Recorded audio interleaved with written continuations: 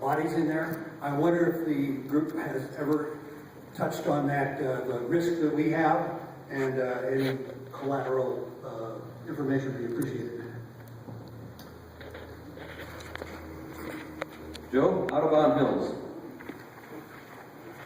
You know, I'm going to take the opportunity to, having worked in the county here since 1998 and having worked primarily in El Dorado County, it has always interested me to the Camino area, and specifically those areas, Audubon Hills, Larson, North Canyon, Cable Road.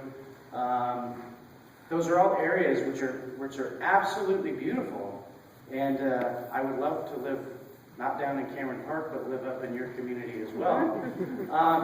But it's always been one of those troubling thoughts to me of noticing the amount of vegetation and overgrowth that we have in those areas. While beautiful, the canopy covers over many of those roads, allowing the fuels, when it gets into the crown, to go over the road with ease. So as it relates to the vegetation, I would encourage you to comply with the Public Resource Code 4291 Defensible Space Guidelines.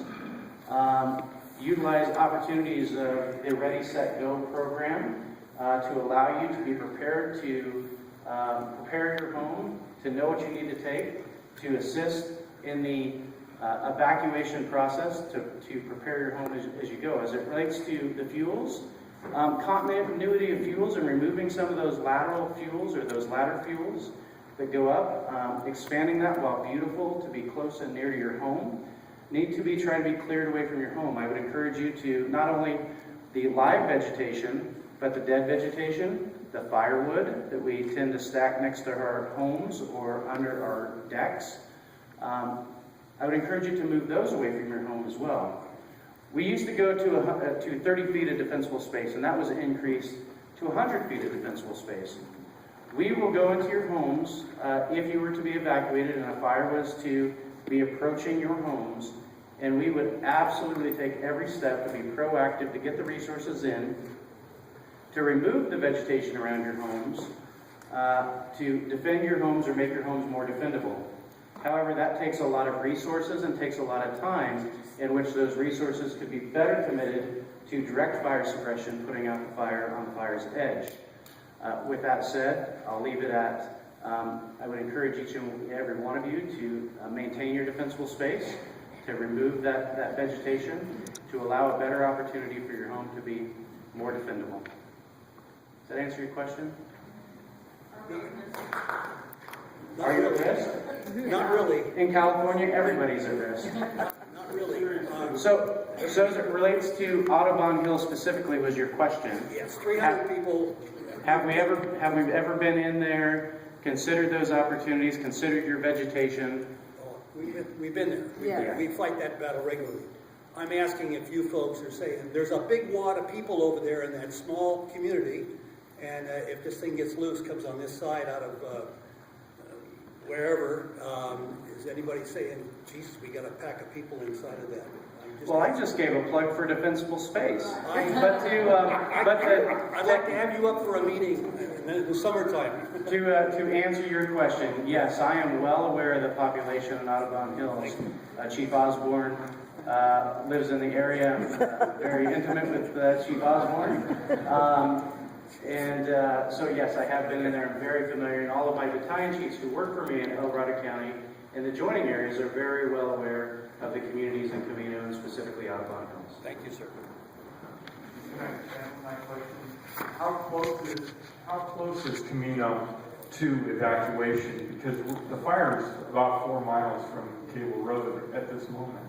With north winds coming in tonight, is there a chance that we're going to be called on tonight? Based on the weather conditions and where the fire is at right now, I'm going to go back to 4 Bay Road just for a second. Don't let me get distracted from your exact question. The 4 Bay Road area was in the area where the fire initially started. The 4 Bay Road area, all the way up to Deep Haven and Canyon's Edge, just short of Pony Express Trail, all the way down to the penstock and all the way down the tramway to to Moon Place, I believe is the name of the road, all the way down to the river, has all been controlled. That is shown on the map as our 5% of containment. All those homes, at least down to Moon Place, have been repopulated. So we're feeling comfortable. The only place we didn't repopulate, and I know I'm veering from your question, is Randolph Canyon Road, because it was a narrow, it's paved, but narrow lane and a half. There were some infrastructure issues in there with PG&E that we wanted to allow them to fix first. And because it sits lower and closer to the canyon wall, we just want to be more secure before those residents were back into those homes. So from there, we come over to where the fire is at now. And on the north side of the river, the fire has really sat in the Brushy Creek drainage for about 3 days now. So yes, we have fire on the north side of the river, not on the south side of the river. As it relates to wind, is there a possibility that the north wind could pick up and blow embers across the Slab Creek Reservoir onto the south wall of the canyon? The possibility is absolutely there.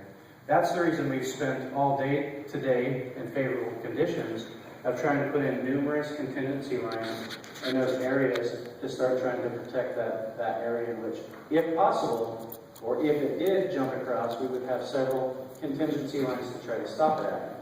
I will tell you this, that a decision point will be made that if a fire was to establish on the south wall of the South Fork of the American River drainage, we would start the evacuation process.